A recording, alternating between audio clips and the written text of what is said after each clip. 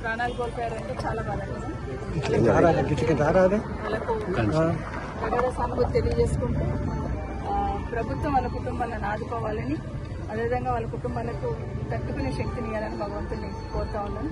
ఈ ప్రభుత్వం కూడా వీళ్ళంత తొందరలో ఈ రోడ్డు పూర్తి చేయాలని కూడా కోరుతున్నాను.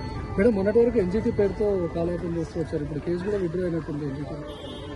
అదే కదా, ఎన్జిటీలో కేసున్నా కూడా ఆలూరులో ఇన్సిడెంట్ జరిగినప్పుడు నేను ఆ రోజు చెప్పాను, ఎక్కడైతే చెట్లు ఉన్నాయో వాటికి రేడియం స్టిక్కర్స్ అతికించండి టర్నింగ్ లో, ఎక్కడైతే రోడ్డు నేరో షోల్డర్స్ అంతా కూడా గ్రావెల్ పోసి సెట్ చేయండి అని కొంతవరకు చేసుకోవచ్చు. ఆ తర్వాత కొన్ని పెట్టిన ఇక్కడ కూడా గ్రావెల్ సెట్ చేసుకోవచ్చు.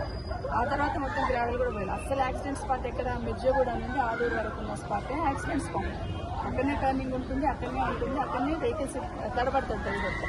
ఆ స్పాట్ చేయాలి. ఆ స్పాట్ షోల్డర్ చేయకుండా కాంట్రాక్టర్ చెప్తే చేసేవాళ్ళు, చేయకుండా ఎంతసేపు